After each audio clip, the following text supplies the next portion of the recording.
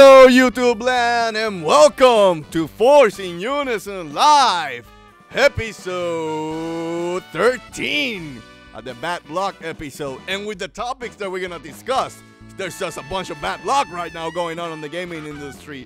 But anyway, we're here to have a little bit of fun. We're gonna talk more about loot boxes. We're gonna talk about how we took it to EA up the wazoo. We're gonna talk about Belgium trying to be our heroes. We're gonna talk about the Times Top 10. And most of us, we're gonna just talk and have a little bit of fun, baby.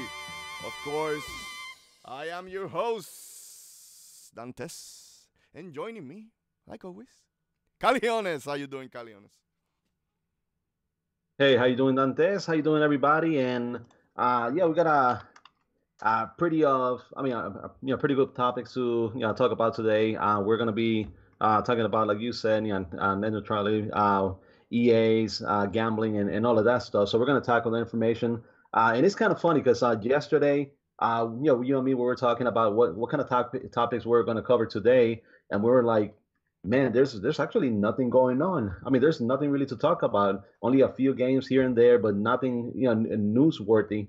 And then today, all of this happened. So one side, yeah, hey, we get to talk about it. But on the other, downside is a lot of stuff that can, affect the internet and can affect video gaming as we play it. So go ahead and get it started. Like Calione says, what up, what up, what up? All the peeps in the chat. Thank you for joining us tonight. Force In Unison Live. First, before we start with the news, I wanted to give a little bit of a rant. Put the metal music in the background.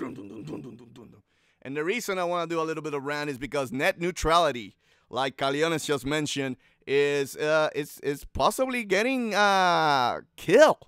And that's not good. So what is net neutrality for a lot of people who don't know? Net neutrality basically help us, I would say, help us maintain the internet off the dirty, greedy hands of the corporations. So what I mean with that is with net neutrality, a company like AT&T or Verizon just can't go and say, look, this site is not part of our package. You can't go to it anymore. Or after a certain amount of giga or amount of usage, we're gonna slow down your internet speeds, basically. So what the FCC wants basically is to drop the I would say the policing of the internet to someone else. They don't want to do it anymore, but they're not taking into account that if they do that, if they kill net neutrality, they're basically leaving the internet to be policed by the corporations. And as we've seen with EA, if you leave this type of shit to the corporations, that's what you're gonna get. You're gonna get greed. Things are gonna get bad. I truly believe that even though their excuse right now is saying that they want to liberate the internet, that it cannot move forward because net neutrality is killing the internet from moving forward. What I see is just a bunch of corporations are just going to come in and basically try to, bend those over. That's pure and simple. So here's my ask, and then I'll let Caliones discuss it too, what's his feeling about net neutrality. My ask is go to Google, type net neutrality. There's a lot of sites who are helping you to contact your Congress, your politician in your area, so you can start calling and say, no, do not kill net neutrality. We need to stop this boat. We need to make sure that it lives on so greedy companies don't come afterwards and try to charge us up the wazoo. If you guys think it's bad right now, imagine if net neutrality dies. So again, recommend it. Talk to your parents. If you're kids, you can call, but talk to your parents. Show them all net neutrality. If you're an adult, call. Try to make sure your voice is heard in this issue. Anyway, Caliones, anything to add about net neutrality? Well, I mean, first thing I'm gonna say, like, I've been reading online, trying to see what people say about it and what their feelings are. And there's a lot of misguided information out there. And also, so for example, let me give you an example. There's a lot of people that they're calling net neutrality the Obamacare of the internet, meaning that they're using it to try to slander on net neutrality and to say that it is bad and that we should get rid of it because I mean it's actually causing more harm than good. And when in fact net neutrality is actually keeping companies, like you said, from basically atomizing everything. So, for example, let's say a good example would be let's say that the Comcast or whoever the company AT&T, whoever offers the internet, they tell you, okay, so we have a $29.99 starting package, and it's gonna give you access to just the normal channel like your local Fox Sports or ESPN or something like that. But then if you want to access channels like the Weather Channel, CNN, and those, then you got to pay more. So you got to pay $10 more for an additional package for you to have access to those channels. So you want to access channels from websites from a different country, then you got to pay an additional $10 or $15 just so you can go ahead and access those websites from different countries. So basically what they're going to do is they're going to put those different websites, be it sports or entertainment, international or whatever, is they're going to put it behind a paywall where you have to pay an additional amount of money just so you can access those channels. So not only are you going to have to be worried about how much data you're using, and if you have a speed cap, data cap, if you've already exceeded the amount of gigabytes that you're supposed to use for that month, that's not going to be the only worry. The other worry is going to be, do I have the right package to be able to access those websites that I want to from this country, a different country, entertainment, news, whatever it is. So they're going to continue. I mean, if they get to eliminate net neutrality, that's what's going to happen. And that's what makes it scary because, companies are going to have the control of what it is that they access. And certain companies, like a sports company, can be put on a certain tier, and they're going to have an advantage over a different sports company because you got to pay an additional money or amount of money to access that other one. And most people won't be able to or won't be able to afford it. So it's not only the competitive advantage, but it's internet. It really is a utility. It is something that pretty much all the companies in the world use, and it should not. I mean, it should be treated in a way that you're not going to have those companies that creating a monopoly where they control what it is that you access or don't access. So that's going to be my biggest worry for it. 100% agree, Caliones. You said exactly what I feel. That's why we're talking this subject. It is not a gaming news, but we do believe that we need to save net neutrality. I see a lot of people in the chat saying congratulations for the 100 subs. We didn't want to make a big deal about it yet. We want to get a couple more to make sure that we are at 100 because, with YouTube, it's kind of funky lately. You kind of lose some subs sometimes and gain some. But yeah, we are planning to celebrate in a big way the 100 subs, and you guys are going to be part of it in one of Calione's streaming Wednesdays. So look forward for more information. We will keep you posted this December. It'll be interesting, trust me. Anyway, Caliones, let's start the news. Let's start with something a little bit more positive, right? About gaming, right? But we'll get back to the bad shit soon when we touch EA. But let's go with a little bit of positive. We need to balance this stuff out a little bit, right? So go ahead with the first piece of news, Caliones. Okay, so basically the first one is going to be the top 10 video games of 2017 from Time. We had already released Time's top gadgets for 2017, where the Nintendo Switch actually ranked number 1. The Super NES Classic Edition was number 6, and the Xbox One X was number 8. But now we're talking about video games, and this is basically, you tell me if I'm wrong, Dantes, but this basically states what their game of the year is, because if they rank the game number 1, yeah, that's for times, yes, for times. Yeah. To clarify, for times. Yeah, for time. So I'm going to go ahead and mention the top 10. I'll go from 10 over to number 1. So at number 10, Destiny 2. Number 9, Horizon Zero Dawn. Yep. Number 8, Mario & Rabbids Kingdom Battle. Yep. Number 7, PlayerUnknown Battlegrounds. Yep. Number 6, Cuphead. Mm-hmm. Number 5, Persona 5. Yep. Number 4, Wolfenstein 2. Yep. Number 3, What Remains of Edith Finch. No, but anyway, keep going. Number 2, Super Mario Odyssey. And number 1 and Game of the Year 4 time is The Legend of Zelda Breath of the Wild. So Dantes, for me, it looks like a pretty good top 10 list, regardless of where you think the games might have situated. But what are your feelings about it?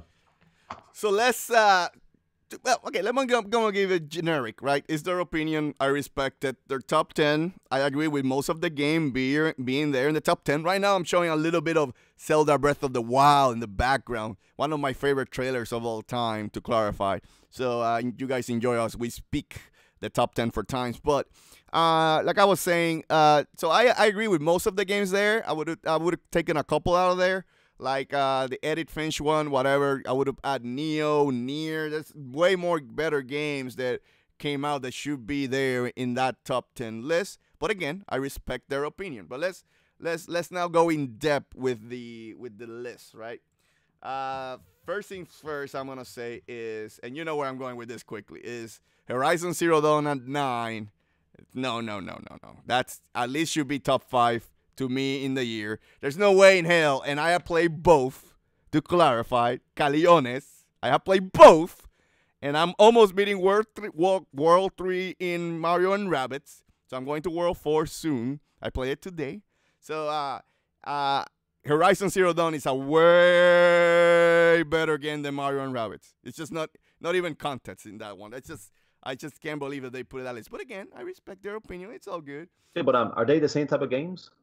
They're not the same type of games, but so they put you can't really judge it. No, I mean, there's only no. They're judging it by putting it in the top 10 with every genre in that list. Am I right or wrong, Caliones, with that? I mean, they are, but they also I mean, you gotta understand time.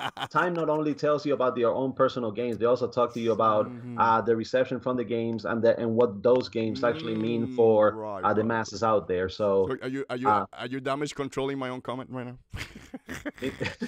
No. I'll let you talk, and then I'll tell you about my top 10 games. I mean, there's a couple of them that might not have made the top 10, but go ahead. I think we'll put it this way. I think the Game Awards top nominees for Game of the Year, that should be the 1 to 5. I'm gonna put it out there. Like, that's, to me, if you wanna put freaking PlayerUnknown Battlegrounds because it's such a big game, hey, that's fine. It's all good. People are enjoying that game. You can put it. I don't care at this point. And again, it's their opinion. But what remains of Edith Finch, really? Well, there's so many bigger and way better games this year. Persona 5, it's fine where it is. And again, I haven't played Wolfenstein 2, so I don't know. I'm not a big, again, shooter guy, but this is a story-driven shooter. I may play it someday, maybe on the Switch. But it's just I don't know. It's just the list is fine. I think the games that are all in there are fine. I would just move them around a little bit from the top 10. Now the top 2, I agree with it. You know what? I agree with Mario Odyssey being number 2 and Zelda Breath of the Wild being number 1. I'm kind of spoiling our discussion for Game of the Year later on, but hey, I agree with those two games. Those two games deserve it. Had hell of fun with Mario Odyssey. I just today finished my second full 100% playthrough. To clarify, Caliones, full 100% playthrough again. Great game, awesome game. But I agree that Zelda Breath of the Wild did more for Nintendo this year. Odyssey is going to sell way more. It's a more polished game. But like we've been saying in all our podcasts, I think Breath of the Wild had a bigger impact in the industry this year. So I agree with that. Go ahead, Caliones. The floor is yours. Okay. Well, I'll say probably the one that I would have left out of the top 10 list would have been Destiny 2.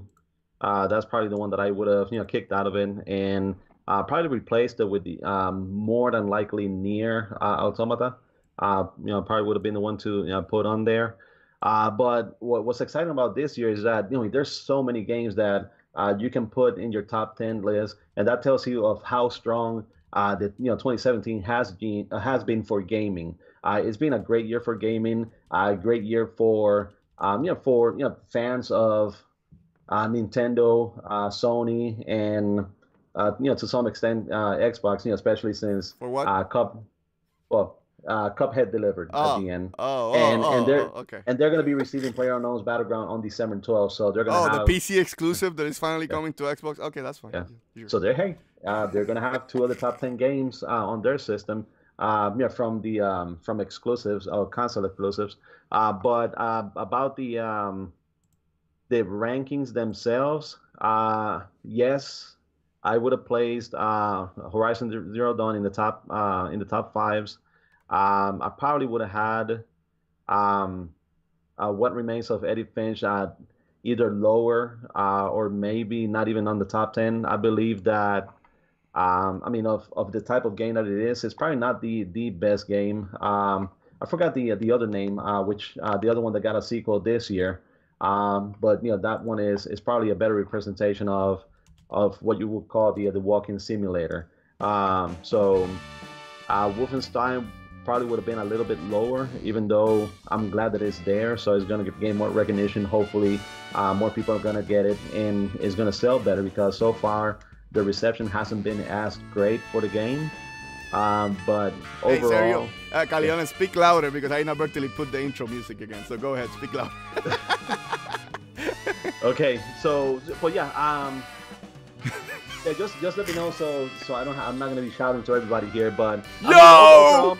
I'm okay. I'm okay with the list. Like I said, Destiny 2 is the only one that I probably would have not have made it there. Probably Edith Finch being out of there as well. But other than those, list is fine, and it goes with pretty much how I was thinking about it. So time, again, like I said, bringing recognition to some of those games. Hopefully, it's gonna sell better for bring better sales for those games. But it's good. I can't really argue too much. Arrow Master, my Xenoblade fan, brother. He's saying that Xenoblade deserves to be on that list. It hasn't come out, my friend. Give it a little bit a minute. Maybe it will be there. The bad part about Xenoblade is that it's coming out so late that A, it's not going to be in consideration for this year Game of the Year's awards, and then B, is not going to even consider for next year either because it came out so late that even if it belongs in next year's batch, people are going to forget about the game by the time Game of the Year comes out. That's the same thing that happened with the first one. So with the first Xenoblade Chronicles, same thing happened. It released around December. No. You're thinking about X. The original release in April.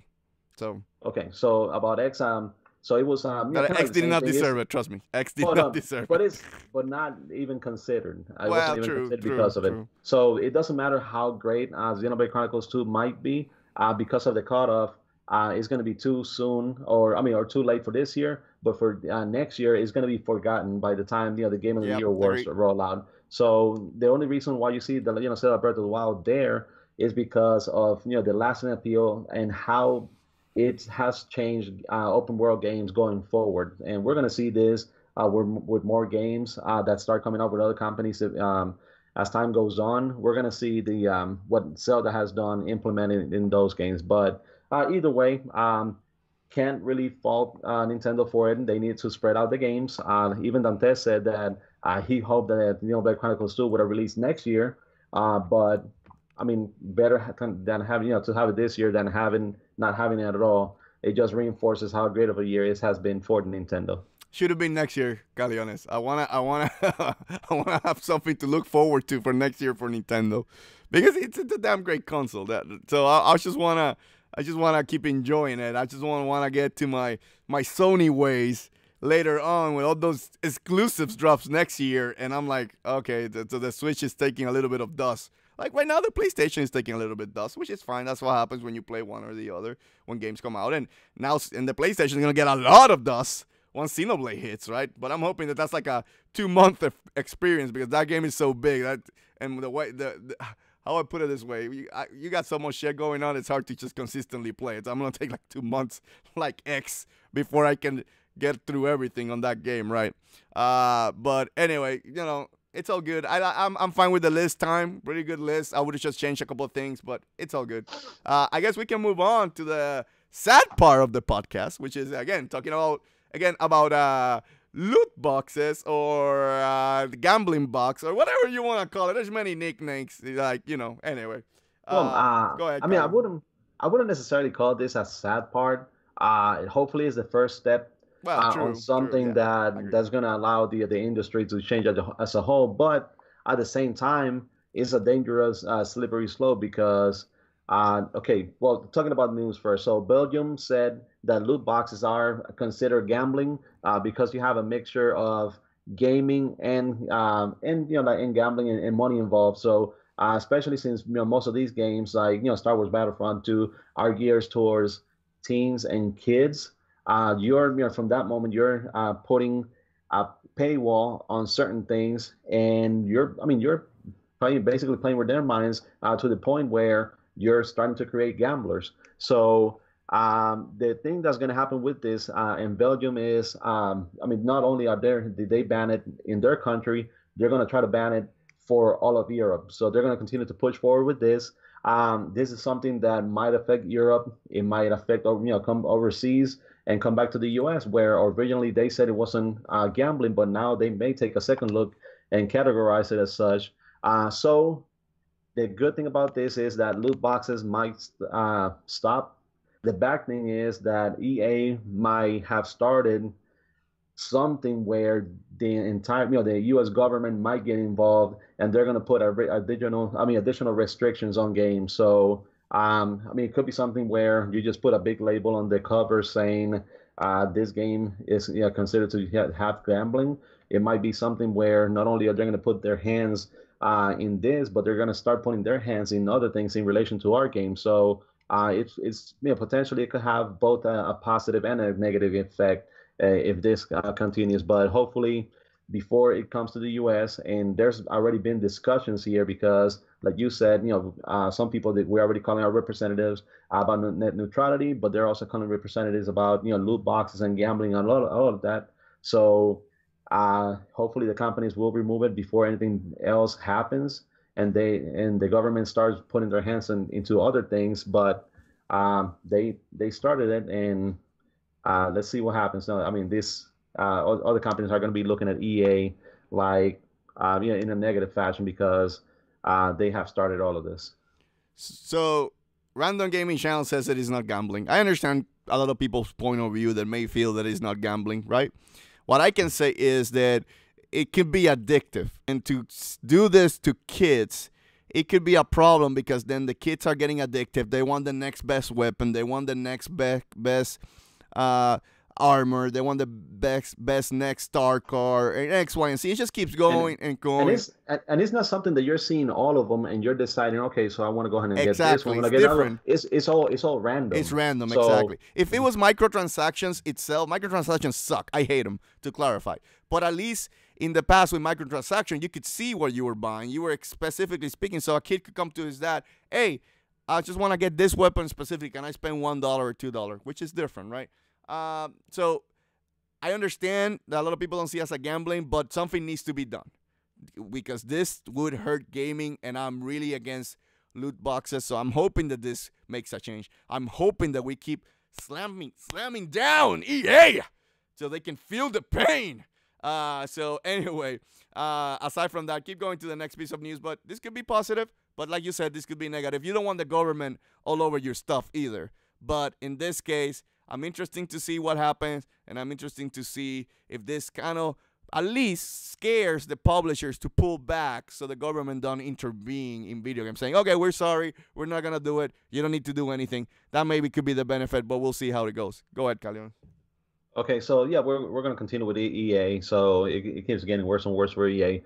Basically, on this one, it talks about how Disney and and Lucasfilm, they responded to the controversy regarding Star Wars Battlefront 2 and the loot boxes, and they said that they support EA's decision of removing the microtransactions. So basically, they stated that Star Wars has always been about the fans, and whether it's Battlefront or any other Star Wars experience, they come first. That's why we support EA's decision to temporarily remove in-game payment to address fan concerns. So what I don't really like about this is the portion that it says temporarily remove, because it makes it seem like it's not permanent, that is something that eventually is going to return. Hopefully, if it does return, it's going to be under a different fashion. But This is Lucasfilm and Disney basically saying, in a way, it wasn't us, it was EA. They were the ones that did it, and we just had the discussions with them to make sure that they went ahead and removed it. So, your thoughts about this, Antes? Uh, I'm not gonna say Disney's like, woo, fucking Virgin Mary or something like that. They're not. Disney's like any other company. They're gonna make money.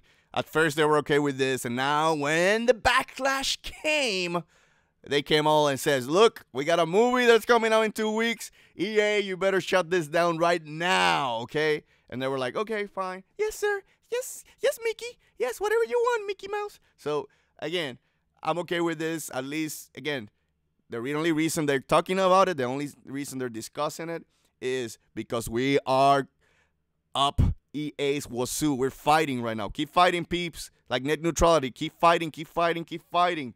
You don't want to lose it, because then every game that it would come out, you know how awesome, and I'm sorry to bring this up, but I don't like Splatoon 2. Caliones knows it. I could care less about that game, but it's still great game that Caliones plays with everybody, with all the peeps. You know, if you guys enjoy it, hey, more power to you. But Nintendo did something good today, and it was they gave a full, almost expansion pack. Oh my God! Okay, Caliones, wait for it. For free. No, let me say it again. For free. Oh my God, that's weird, Caliones, and I'm saying for free right now. You guys are not paying up your wazoo to get all these perks that Splatoon 2 is giving away. Why is so wrong? Why is that so bad? And even Nintendo is, I'm not going to say that they're not trying to see how they can monetize a little bit more. They're trying to look into more DLC package. They did it with Zelda. They're going to do it with Xenoblade. I'm waiting for that Mario Odyssey DLC pack. but I'm just saying, you know, I know Nintendo's looking into it. Okay, that's fine. But if I have to choose between the lesser of the two evils, I'll take the DLC pack. At least I have the choice if I want it or not. Like the Mario and Rabbids one, I'm not gonna buy it. Hey, I played the game. I'm gonna finish the game and I'll be done with the game. I'm not interested in buying the DLC pack for Mario and Rabbids, but I got the choice. I know if I want to buy it or not, right? At least I got the choice. With pay-to-win model, you don't have a choice. You're gonna have to either pay it up or you're gonna get your ass kicked consistently in the game. Okay, and with that, we're going to continue with even more EA news, and this time is basically about their stock. So after the announcement and all this, came about the loot boxes, them removing it, EA's stock price actually dropped by 2.5%, which is the equivalent of like $2.78 when compared to what they had for the year. They're still up 42%, but they took a hit on this, so I'm not sure if this is going to continue to snowball down. We're about to head over to Thanksgiving, so all of this is going to stop and it's going to continue next Monday. But we'll see. Like, do you think this is going to continue to carry a negative effect, or because the Star Wars movie is just around the corner, is it going to stabilize, or are they going to go up again? I wish it keeps having a negative effect on them. I think EA deserves a little bit of spanking for now. So, hey, EA, you earn enough money. You're a $1 billion company. You don't need to do all this crap. So if you take a little bit of a hit, hey, suffer a little bit. You'll be fine. You'll be fine. You'll close another Visceral Studios or something like that again, and you'll get the money back. That's what you guys do. So learn, EA. Don't mess with the gamer, son. Anyway, keep going. Okay, but before I continue, I wanted to say one last thing about the Splatoon 2 update. This we're going to discuss in more in detail next Saturday when we do the Getting and Get Out Nintendo podcast. By then, the update is going to go live, so we would have been able to download it, play it, experience it, and see everything new that the game's going to offer. But I'm also going to want basically the people's thoughts about what they like, what they don't like, and what they feel is missing, and hope that they will be getting on the next update. Tomorrow, right here on the Force In Unison gaming channel, streaming Wednesdays with Caliones, goes one-on-one with the peeps and plays Splatoon 2. So you guys, I'm guessing, is going to have a lot of discussions about the new pack. And, of course, we'll get more in details in the Get In and Get Out Nintendo podcast. Shameless plug. this Saturday, 9:30 p.m. Eastern Time. Anyway, Caliones, go to the next one. And yeah, and I can see that Spoon is very passionate about the game and the updates, and a couple of the other people as well. So we are all very, very excited about what the update has. Inkling G, from the Toys More Club, she's very excited about it, and we'll go ahead and touch up on it tomorrow, and then go into full detail on Saturday. But next piece of news. And we're still talking about EA. EA had a lot of things today. So rough. Yes. So there's actually widespread rumors about EA firing the Plants vs Zombies creator because he didn't want to put a paywall into the game. So play to win, basically. Loot boxes up the wazoo. But that's the rumor. It's going around. I don't know the guy's name. I don't know if you want. You can find it in the article. You could say it. But supposedly the guy was let go because he didn't want to put loot boxes in his Plant vs. Zombies. But then he stated that, yes, he got fired. Yes, he was against it. But that's all he had to say. Yes. So then Jason Schreier from Kotaku went and did his thing, what he does, which is go and get news from the industry, and found out that he got let go, but it wasn't because of that. It was more like a downsizing on that studio. But if the creator of Plant vs Zombies would have been like, yeah, I'm all for loot boxes, I'll bet you that his job would have been more safer than what happened. He was let go. Even if loot boxes were not the reason he was let go, I think if he would have gone with it, he had a job. He probably had still a job, in my opinion. I don't know. I'm just saying it looks a little bit fishy. I don't know your thoughts, Caliones. Well, if it comes down to, hey, I can make you more money doing these things, then he probably would have stayed. If he adopted the same view as the company moguls, or the heads on how to make more money out of people, then he probably would still be with the company. But then again, there's a lot of people that, of course, we all work to make money, and we're in a society where you have to make money in order for you to not only survive, but to be able to enjoy things that you want to on a daily basis. But there's other people that they just make video games, for the passion of making games. And if you don't have the same view about making additional dollars on certain things, then the companies are not going to want you. They don't want you to be there because you don't share their same vision. And this could have been one of those things.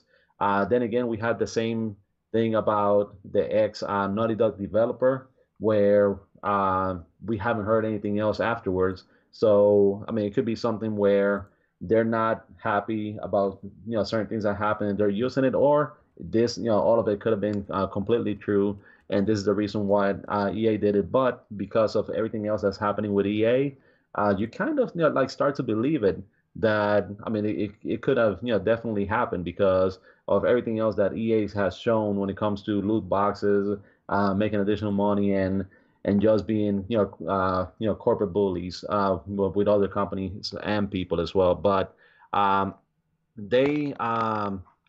we had the CD Projekt Red. They confirmed that. Wait. Hold. Yes. Halftime. Woo! I didn't do the rigmarole, so let's do it quickly.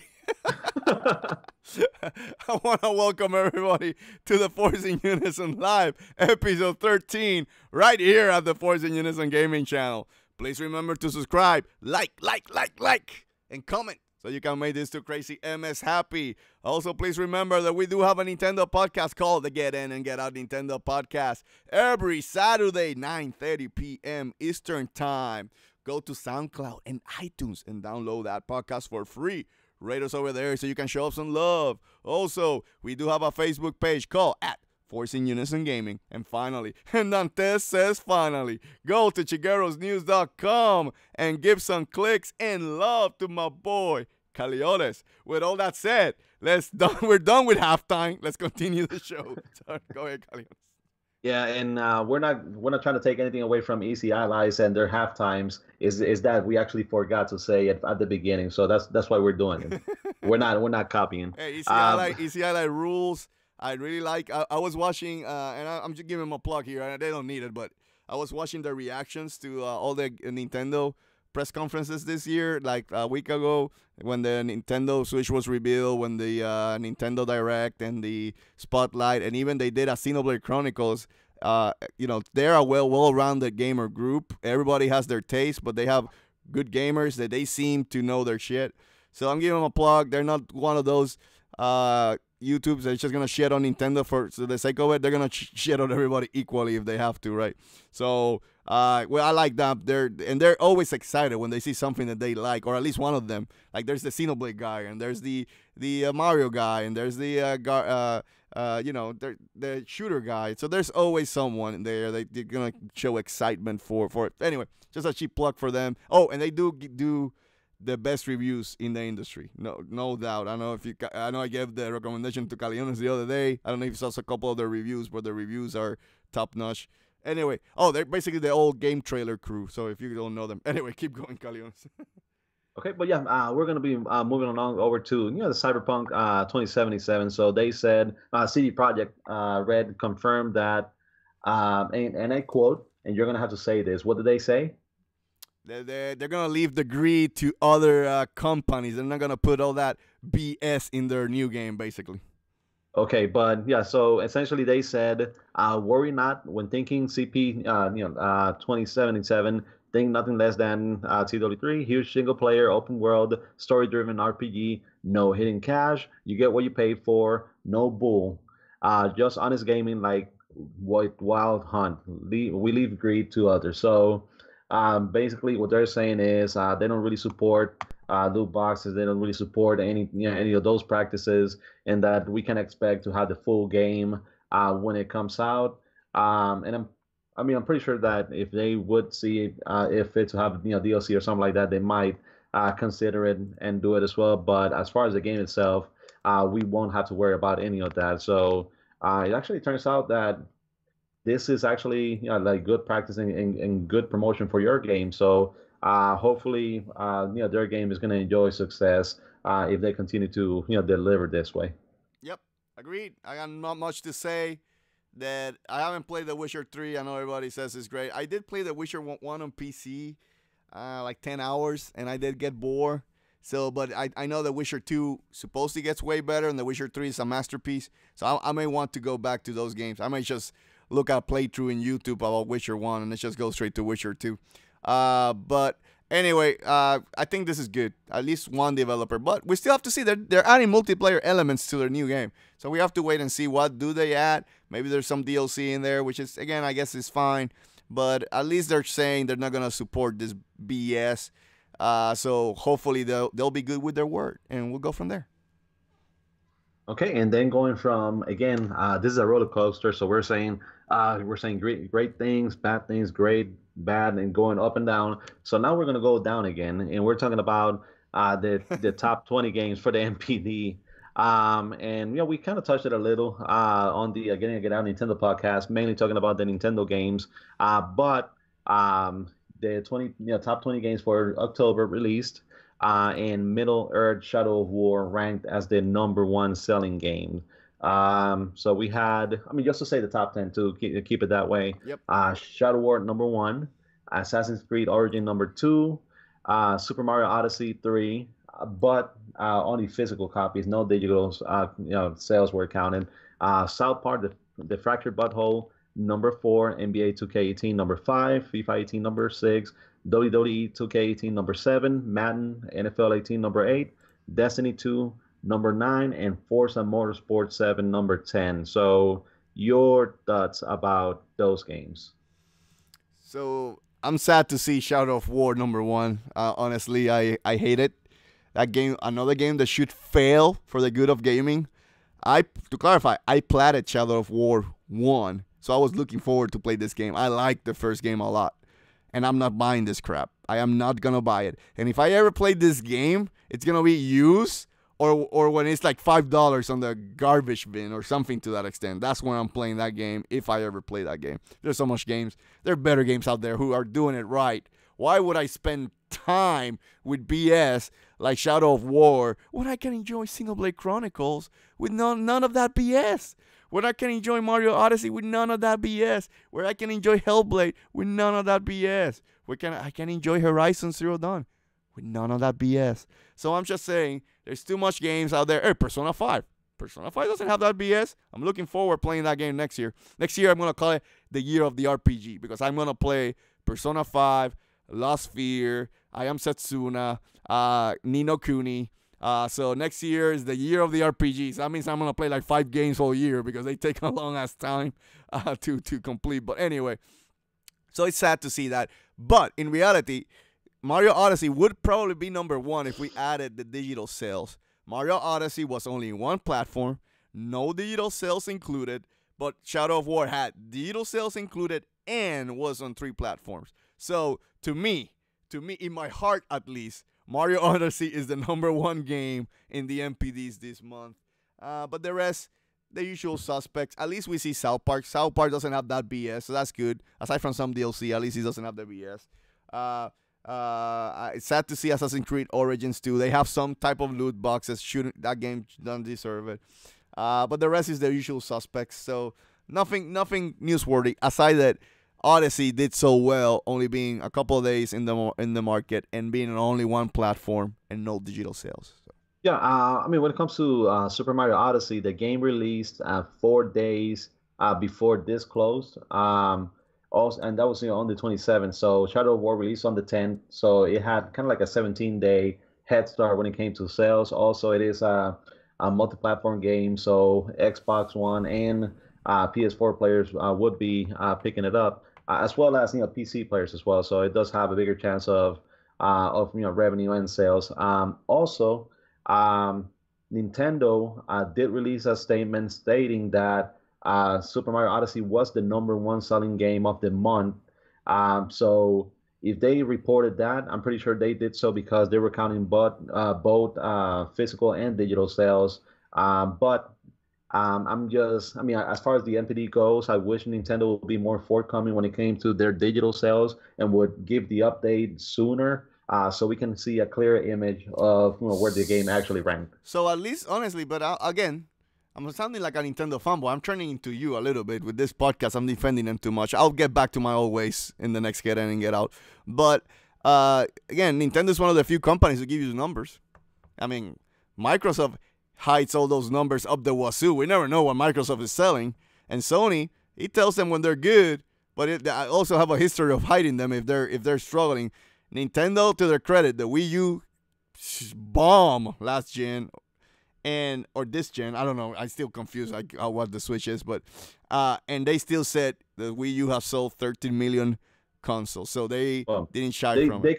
They could have easily said they have shipped more than 20 million Wii U consoles. They could have said shipped because stores had plenty of them, and beforehand they had already made 20 million when they were getting ready to launch it. So they already had 20 million sitting. So they could have easily said, "Oh, we have shipped more than 20 million." That doesn't mean how many they've sold, but they did not. So I'll give them that. But when it comes to digital, they're still getting around that. So it's still taking some time for them to provide the full details on those. But if we don't have anything else to say, we can go ahead and move along. Yep. Okay. And this time we're going to be talking about the UK sales chart, where Call of Duty World War II once again dominates. So when it comes to the sales and at the UK, and I'll go ahead and talk about the top 10 again. And this is for the week ending on November 18. We had Call of Duty World War II at number 1, Star Wars Battlefront 2 number 2, FIFA 18 number 3, Pokemon Ultra Sun number 4, Pokemon Ultra Moon number 5, Assassin's Creed Origins number 6, The Sims 4 7, LA Noire Remastered 8, Super Mario Odyssey 9, and Lego Marvel Super Heroes 2 at number 10. Once again, when it comes to the UK, it's not Nintendo's strongest territory. I would probably put the US, Japan, France all on top of the UK, and then the UK afterwards. But either way, really good sales overall. In Call of Duty World War II, I know that we've been complaining about games that come out every single year, like that franchise does. But it seems like this time around they kind of did a good thing when it came to the game. So congratulations, Call of Duty. The only thing I'm gonna say is that Crash Bandicoot's still there in the top 20. I don't know what the Bandicoot has over the UK, but those people love the Bandicoot because the Bandicoot doesn't show anymore in the US charts, but he keeps selling over there. I Yeah, don't know. they're probably still showing the 1990s commercials, like the mid to late 90s commercials. They're Yeah. probably still showing those over there. Yeah, probably. But now, anyway, yeah, I agree. I mean, it sucks that Call of Duty has some loot boxes too. Anyway, and it's number one. But and then we're starting this fight. People are starting to notice. I think we're gonna get there. Anyway, Caliones, go to the next piece of news, which I'm gonna show you a little bit of gameplay as Caliones discusses the Okay. game. So for this one, it came as a bit of a surprise. Valkyria Chronicles 4 was announced to be coming over to the PlayStation 4, Xbox One, and the Nintendo Switch. With this game? Okay, so I played the original when it came out on the PlayStation 2. For me, it was a really good game, great strategy game, and I love the whole, how it makes look So I shaded. guess well the animated cell shaded style, and it looks even better this time around. Of course, with the new more power that the Systems. systems have. Yep. But when it comes to the first one came out was good, second one as well. The third one, I believe it came out only on the PSP, and it's a Japan exclusive. It hasn't come out outside of Japan, so hopefully, when it comes to the third game, it's going to find its way outside of it, so that more people can enjoy it. If it uses the same engine, they could probably just use the same engine and release it as a collection for the other one. So, um, which one do you have there? This is a remaster. I was just pulling it out. The Uh, remastered of the first one. the first one. I still haven't Yeah. played it. I bought it because I'm interested in the game. I just again backlog is so huge. I haven't played it. I was looking forward to see which one was that one. I couldn't remember if it was the original one or which one it was.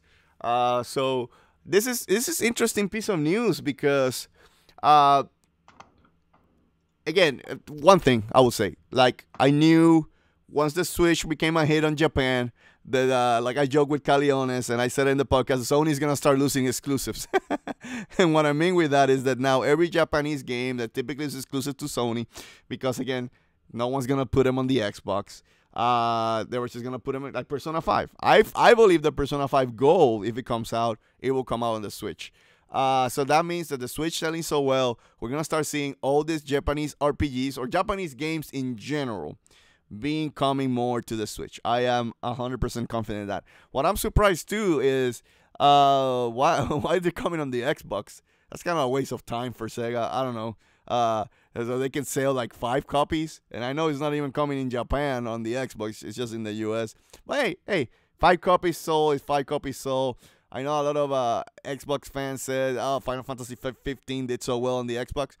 It didn't do that great, but it's still a couple 100,000. So, hey, for Square, that's money. They needed the money. After 10 years of developers, they're going to put that game in mobile if they can, which they did with the Pocket Edition. Anyway, so my point to that is I'm happy that I'm seeing this. I'm happy that I'm starting to see first day coming out at the PlayStation and Switch. And the reason I want, because I really, again, I said this many times, but I want to see the power of the Switch in multi-platform games against the big boys, right? And the reality is, and I know Kyle is not going to like this joke, but the reality is the PlayStation and the Xbox are the big boys when it comes to third-party support. They're the big boys. They get all the games. So people are used to buying those type of games in those consoles. So I'm interested to see, with the Switch doing so well, the power of portability is enough for people to start buying their third-party games on the Switch. Well, and I guess we're gonna know that soon enough when we start getting those games that are gonna be releasing on all systems at the same time. So that's when we're gonna get a really good idea. So far, we've heard from companies that their games are selling just as good or better on the Switch. For most of them. So that's really good to hear. But aside from this one, where we had a lot of third-party games, big third-party games releasing, we're still waiting on feedback on those to hear how they did. But we'll see how what happens. But as far as this story, they said that development efforts. Well, and moving on to another story by Square Enix. They're going to be talking about releases of their games. They're going to be dated in between April and E3 is when those announcements are going to be made, and they also welcome the Nintendo Switch, and which they're going to be doing some of those games for the system as well. So they said that development efforts for major titles are underway at both our overseas and domestic studios. We will be making announcements about the release dates of those titles between the end of fiscal year 2018, which is the end of it is March 31st. So expected by April 1st and E3. So it's going to be between those dates. We have built a pipeline of major titles, so we are currently exploring how to market and run those so as to maximize their potential. For starters, we definitely want to achieve operating incomes of 40 billion. So they're looking. What this tells me is, and this is me when it comes to this. They're going to be looking to releasing new games that they have announced. So of course they're going to be giving their release dates for Final Fantasy VII Remake, Kingdom Hearts 3, and other games in development that they haven't announced yet. And about the Switch, they said that the Nintendo Switch is seeing a rapid uptake, and we welcome the arrival of such a platform. We intend to be proactive in our development efforts to give that it's given that it's such a platform that is well suited to the mid-sized titles at which we excel. We base our development resource allocations on the unique attributes of each platform. In particular, Nintendo Switch makes it easier for us to leverage our back catalog of assets and expertise, so we want to be proactive in creating new IP and rebooting past titles for that platform. So one of the ones that they just released this year, which is Final Fantasy 12, those could be like the type of games that they may be looking into porting over to the Switch. They already did a remaster of Final Fantasy X, and they have been doing other remasters for other games. So we might see a mixture of those games coming over to the Switch, as well as new games that they have in development. So when it comes to we're talking about the Xbox One and PS4 games that are so technically advanced that if they were to port it over to the Switch, it might suffer and not give a good game experience. They might not move those over to the Switch. But to compensate, they might be looking at their back catalog and start moving those to the Switch. So I guess what are your thoughts about this, Dantes? Square's been supporting Nintendo, so I'm not I from the start. So I mean on the Switch, so I'm not worried about Square support on the Switch. I'm just hoping that they just show more stuff, in the sense that Square likes to show games and then they come out 20 years later. Right now, I'm not. If we give shit to Sony for taking a long ass time on games, Square takes the championship of taking a long ass time. Where's Kingdom Hearts 3, Square? By now, that game should be out by now. Where's Final Fantasy VII Remake?